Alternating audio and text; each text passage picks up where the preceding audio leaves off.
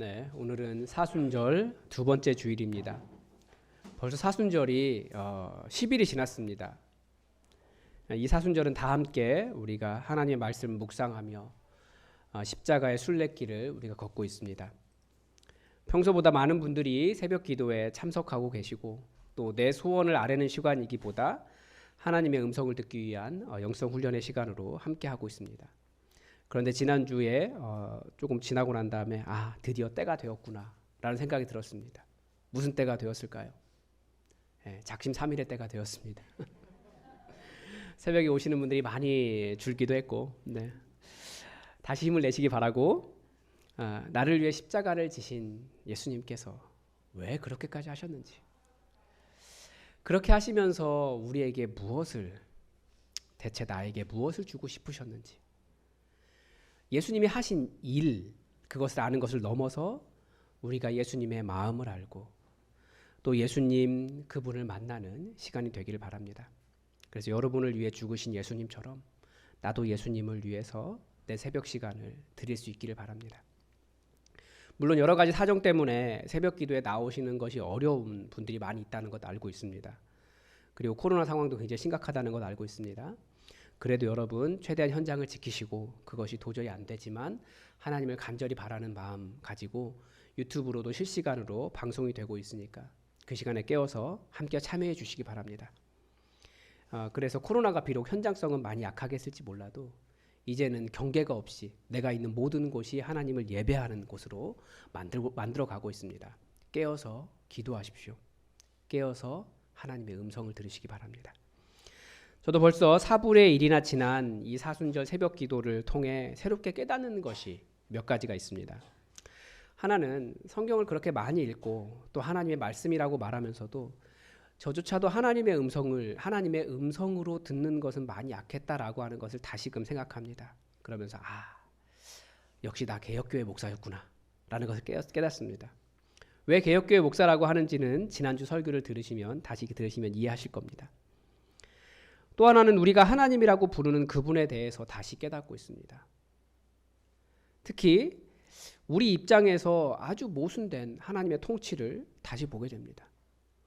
우리는 여호와 하나님이라고 생각하면 강력한 왕을 생각하는데, 하나님의 대안은 세상 죄를 지고 가시는 그 약하디 약한 어린 양이었습니다. 우리는 바리새인들처럼 더 철저하고 완벽한 신앙생활을 하기 바라는데, 예수님은 그것이 하나님의 사랑, 하나님의 마음에 닿지 못하면 아무것도 아니다라고 가르쳐 주십니다. 나는 내가 열심히 일해서 먹고 사는 줄 알았는데 공급하시고 먹이시는 분이 하나님이시라는 것을 다시금 배우게 됩니다. 왜 우리는 이렇게 알았다고 하는데 알지 못하는 상태를 살고 또 믿는다고 하면서도 믿는 자의 유익을 잘 누리지 못할까요? 답이 여러 가지가 있겠죠. 많은 답이 있는데 분명한 답도 한 가지가 있습니다. 뭐냐면 우리는 평생 동안 무엇을 하고 있습니까? 어떻게 하면 잘 살 수 있을까? 여기에 대해서 나름대로 열심히 고민합니다. 그래서 잘 살려고 하는 어떤 이론, 주장, 사상, 생각, 노력, 그런 것들을 계속해서 우리 삶에 쌓아갑니다. 그런 이론이나 논리나 사상이나 생각, 이런 것들을 요즘 유행하는 말로 메타인지라고 이야기합니다. 메타인지라는 말이 여러 가지로 쓰이는데 저는 그것을 필터라고 부릅니다. 왜 필터라고 부르냐면, 필터라는 것은 그 필터를 통과할 수 있는 것만 통과시킵니다. 다른 것을 통과를 못 시켜요. 자기가 만들고 쌓아가고 안전하다고 생각한 그 필터로 세상을 받아들이면 사실 좋은 것이 내 필터보다 더 클 때 그것은 나를 그 필터를 통과하지 못하고 내가 그 유익을 누리지 못하게 됩니다. 그런데 우리가 가진 이 필터가 과연 하나님을 통과시킬 수 있을까요? 하나님은 너무나 크신 분이신데 우리 인간의 이 작은 크기로는 절대 하나님을 받아들일 수가 없습니다. 그런데 더 중요한 것은 그런 필터가 어떻게 해서 만들어졌냐는 거예요. 우리 부모님이 심어주거나 아니면 친구들과 이야기하는 중에 심어지거나 TV를 보는데 무의식 중에 심어지거나 신문이 심어주거나 언론이 심어주거나 아니면 오랫동안 교육받은 학교가 심어주거나 요즘은 유튜브가 심어준 것들인데 과연 그런 것들이 하나님, 그 사람들도 하나님을 아는 사람들이 아닌데 하나님의 뜻과 들어맞을 수 있겠습니까? 절대 그럴 수가 없는 거죠. 우리는 계속해서 안전하게 잘 살기 위해서 나를 위한 견고한 성을 쌓으려고 합니다. 그러나 성경은 뭐라고 말씀하시냐면 견고한 성을 쌓는 게 중요하지 않다라고 가르쳐줘요. 고린도후서 10장 4절 5절의 말씀을 보면 우리의 싸우는 무기는 육신에 속한 것이 아니요 오직 어떤 견고한 진도 무너뜨리는 하나님의 능력이라. 모든 이론을 무너뜨리며 하나님을 아는 것을 대적하여 높아진 것을 다 무너뜨리고 모든 생각을 사로잡아 그리스도에게 복종하게 하니. 우리가 매일매일 씨름해야 할 일은 더 견고하게 흔들리지 않는 나의 성을 쌓는 것이 아니라 말씀 앞에 정직하게 나의 이론, 하나님을 대적하는 높아진 생각, 이렇게 하면 잘 살겠지라고 하는 하나님 없는 생각들을 다 내려놓고 모든 생각을 그리스도에게 복종하게 하는 것이다 라고 말씀은 가르쳐 줍니다. 바로 그렇게 하나님에 대해서 높아진 견고한 성이 무엇일까요? 뭐 여러 가지 이야기할 수 있지만 가장 첫 번째는 그 어떤 생각보다도 하나님은 신뢰할 수 없는 분이라고 하는 생각입니다. 제가 1년 동안 주구장창 계속 반복해온 말이 있습니다. 뭐냐면 죄는 하나님을 나의 주인으로 모시지 않고 내가 나의 주인 되어 있는 것이다 라고 말했습니다. 같은 말입니다. 뭐냐면 내가 나의 주인 되어 있는 이유가 무엇입니까? 하나님을 믿기에는, 그러니까 하나님을 신뢰할 수 없기 때문에 내가 내 인생의 주인 되어 있는 거예요. 이것을 어떻게 알 수 있을까요? 우리는 나의 모든 문제를 내가 통제해야 된다고 생각해요. 어떻게 알 수 있냐면 뭐 가정에서도 마찬가지고 직장에서도 마찬가지고 다른 사람을 대할 때도 마찬가지인데 어떤 문제가 내 뜻대로 되지 않으면, 어떤 일이 내 뜻대로 되지 않으면 짜증내고 화내시는 분들이 있습니다. 그리고 될 때까지 들들 볶는 사람들이 있어요. 그렇게 통제하려는 이유는 사실은 두려움이죠. 또 때로는 미래에 대한 걱정이기도 합니다. 또 상황이 마음대로 되지 않으면 화가 치밀어 오르기도 해요. 반대로 안 되니까 그것 때문에 우울해지기도 합니다. 그리고 때로는 원망하죠. 저 사람이 내 말 안 들어주니까 내가 이렇게 힘들어지고 불행해진 거야. 그렇게 말하면 원망하기도 합니다. 내 모든 근심을 하나님께 맡기기에는, 그게 이제 원어적으로는 하나님께 던지기에는 내 근심을 하나님이 충분히 신뢰가 안 되는 거예요. 내 뜻이 맞는 거죠. 하나님께서 하실 수 있는 영역들을 계속해서 우리는 제한하는 겁니다. 여러분, 나를 견고하게 세우는 이론이나 주장이나 사상이나 제가 필터라고 부른 것들이 나를 안전하게 하고 내 삶을 견고하게 합니까? 절대 그렇지 않습니다. 나의 필터일 뿐이에요. 그래서 지난주 새벽기도 내내 예수님은 우리에게 무엇을 말씀하셨냐면 믿음에 대해서 말씀하셨어요. 믿음이 무엇입니까? 어떤 것을 강하고 세게 고집스럽게 의심하지 않고 흔들리지 않고 굳게 믿는 것입니까? 그게 아니고 믿음이란 나라는 존재, 우주에서 보면 정말 보이지도 않는 이 지구 위에 먼지보다 더 작은 나라고 하는 이 인간의 눈으로 보는 그것을 초월해 계신, 그러니까 내가 눈으로 보는 것을 초월해 계신 이 밖에 하나님이라는 분이 계신다. 우리의 생각과 사상과 이론과 경험과 내가 보는 것을 뛰어넘는 하나님이 계신다라고 하는 것, 하나님의 역사하심이 있다라는 것을 인정하는 것이 믿음입니다. 여러분, 배를 타고 가는데 바람과 풍랑이 일어요. 우리의 시각으로 보면 배가 뒤집혀서 그 안에 있는 사람이 다 죽는 것이 정상입니다. 우리의 시각에서는 그렇게 봐요. 그리고 실제로 우리가 이미 그런 일을 보았고, 세월호 같은 경우는 우리 청년들의 집단 트라우마입니다. 청년 세대가 하나님을 잘 믿지 못하는 이유가 바로 이 집단 무의식에 있어요. 그런데 예수님은 그거 아니라고 말씀해 주셨습니다. 그게 전부가 아니다. 그래서 예수님의 명령 앞에 바람과 파도도 잠잠해집니다.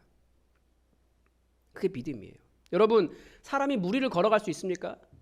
우리 눈으로 보는 것에 의하면, 우리의 작은 필터에 의하면 사람이 무리로 걸어가는 건 불가능해요. 그러나 우리 예수님이 보여주셨어요. 걸어갈 수 있다. 내 믿음이 아니고 내가 보는 것 밖에 계신 하나님의 역사가 그렇게 큽니다. 우리의 시각으로는 안 됩니다. 그러나 우리의 시각 밖에, 우리가 눈으로 보면서 행하는 그 모든 것 밖에 하나님이라는 믿음의 영역에서는 얼마든지 예스가 된다는 거죠.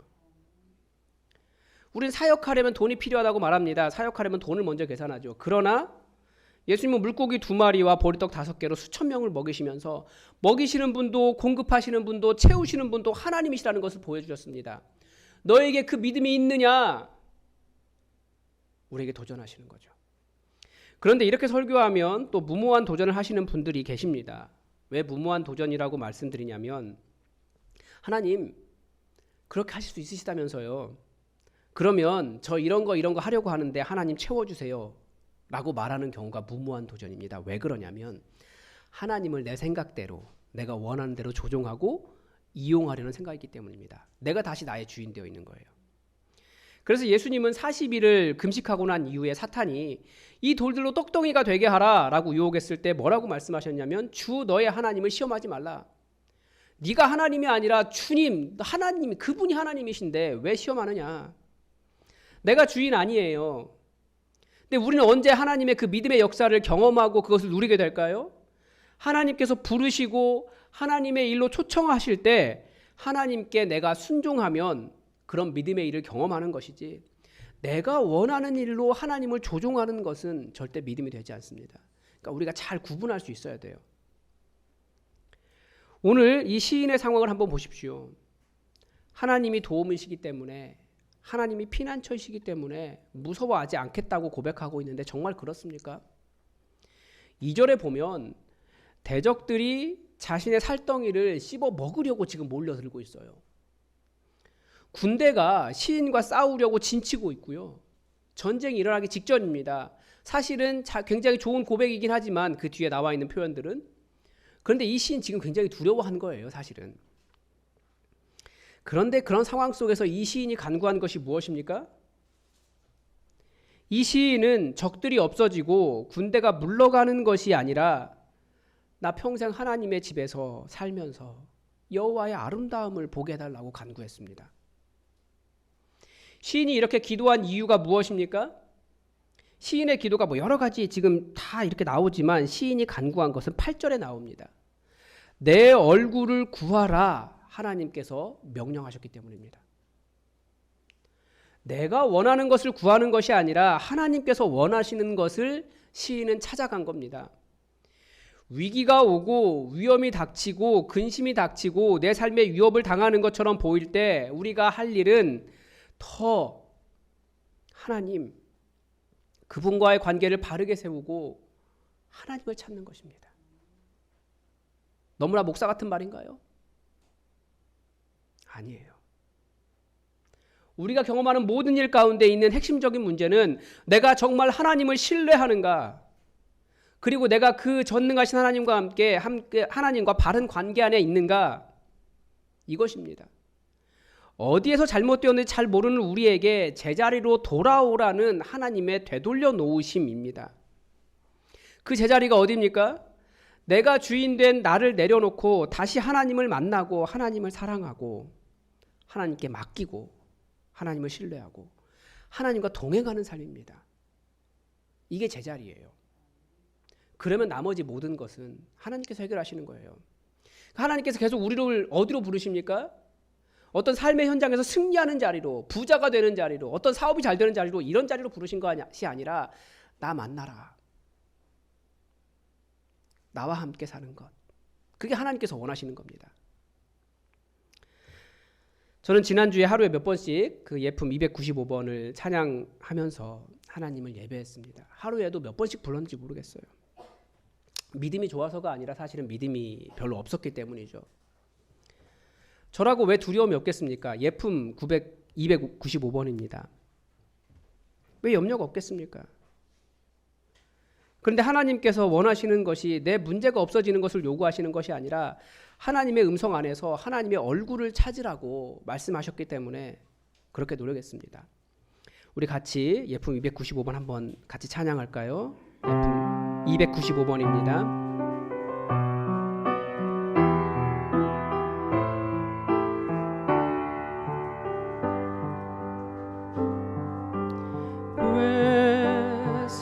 슬퍼하느냐 왜 걱정하느냐 무엇 두려워하느냐 아무 염려 말아라 큰 어려움에도 큰 아픔이 있어도 이젠 아무 걱정하지 마 내가 널 붙들어 주리 내가 너와 항상 함께 하리라 내가 너를 지키리라 실망치 말고 나를 보아라 나는 너의 하나님이라. 우리는 무엇을 슬퍼합니까? 슬퍼할 일이 없다고 말하는 것이 아닙니다. 우리는 무엇을 걱정합니까? 걱정할 일이 없다는 것이 아니에요. 우리는 무엇을 두려워합니까? 두려워할 일이 없습니까? 우리는 연약하고 질병과 사고의 위험이 항상 있고 이런 코로나 상황에서 어디에서 숨만 잘못 쉬어도 감염이 되고 내가 잘못하지도 않았는데 어떤 정신없는 사람이 불지른 것 때문에 수십 년간 살아온 나의 삶이 다 타버리기도 하고 아침에 다녀오겠습니다라고 말해도 저녁에 집에 들어가는 것이 보장이 되지 않는 그런 사회를 살고 있어요. 물론 우리의 염려는 그렇게까지 큰 것이 아닐 수도 있습니다. 아주 작고 사소하고 일상적인 것들을 우리는 염려하고 아직 어떻게 될지도 모르는 미래의 일들을 우리는 불안해합니다. 지금까지 하나님을 믿는다고 말해온 날들이 얼마인데 하나님의 말씀이 나에게 아무런 힘이 되지 못할 때가 더 많습니다. 성경의 구절이 아니라 그 하나님의 말씀을 하나님의 음성을 드러내지 못하기 때문입니다. 하나님과의 바른 관계 있지 않기 때문에 하나님의 음성 앞에 잘 서지 못하는 겁니다. 하나님은 항상 같은 말씀 해오셨어요. 너희에게 믿음이 있느냐? 보는 대로만 행하는 사람이 아니라 너희 보는 것 바깥에 계시는 하나님의 그 크신 일을 볼 줄 아느냐? 우리에게 도전하시는 겁니다. 그런데 우리가 잘 못 들으면서 우리는 하나님이 말씀하지 않으셨다라고 이야기해요.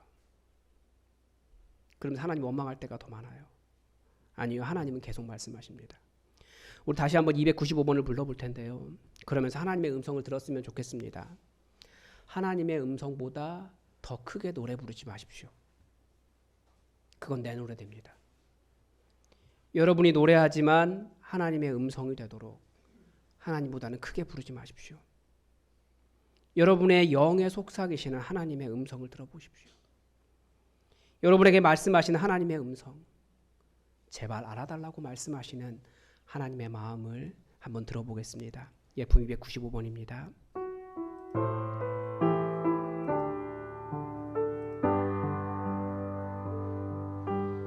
왜 슬퍼하느냐 왜 걱정하느냐 무엇 두려워하느냐 아무 염려 말아라 큰 어려움에도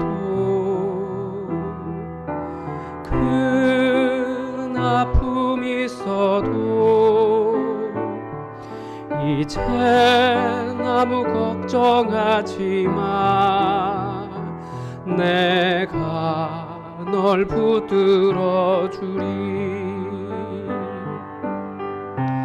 내가 너와 항상 함께 하리라 내가 너를 지키리라 실망치 말고 나를 보아라 나는 너의 하나님이라 왜 슬퍼하느냐 왜 슬퍼하느냐 왜 걱정하느냐 왜 걱정하느냐 무얼 두려워하느냐 무얼 두려워하느냐 아무 염려 말아라 아무 염려 말아라 큰 어려움에도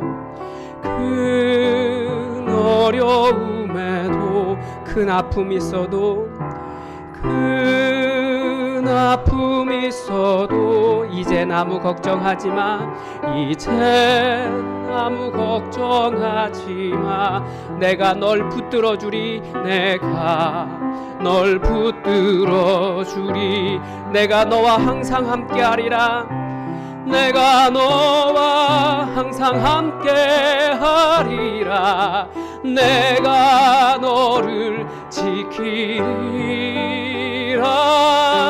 실망치 말고 나를 보아라 나는 너의 하나님이 내가 너와 항상 함께하리라 내가 너와 항상 함께하리라 내가 너를 지키리라 실망치 말고 나를 보아라 나는 너의 하나님이라 나는 너의 하나님이라 나는 너의 하나님 이라 나는 너의 하나님이라 나는 너의 하나님이라 나는 너의 하나님이라 나는 너의 하나님이라 나는 너의 하나님이라 나는 너의 하나님이라 나는 너의 하나님이라 나는 너의 하나님이라 여러분 우리 안에 주신 은혜를 따라 내가 신뢰하지 못했던 하나님께 다시 한번 전능하신 하나님께 나의 삶을 나의 두려움을 나의 연약함을 나의 미래를 맡기고 신뢰하는 기도를 다 함께 드리겠습니다. 다 함께 기도하겠습니다. 하나님 아버지 어디로 가야 할지 어떻게 걸어야 할지 어떻게 사역해야 할지 어떻게 말해야 할지 아버지 많이 공부한다고 하지만 저는 여전히 부족하고 지연력합니다. 아버지 하나님 주님을 간절히 바라봅니다. 도와주시는 주님을 기다리오니 아버지 얼굴을 구하라고 하셨사오니 주님만 찾겠습니다.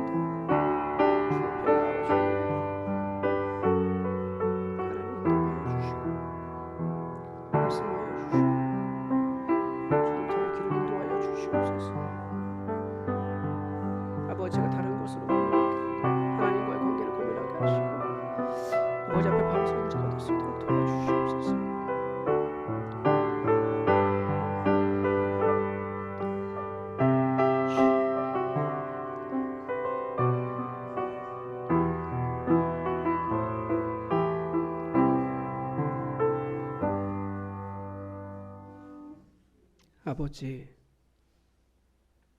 아버지는 하나님이십니다. 우리의 주인이십니다.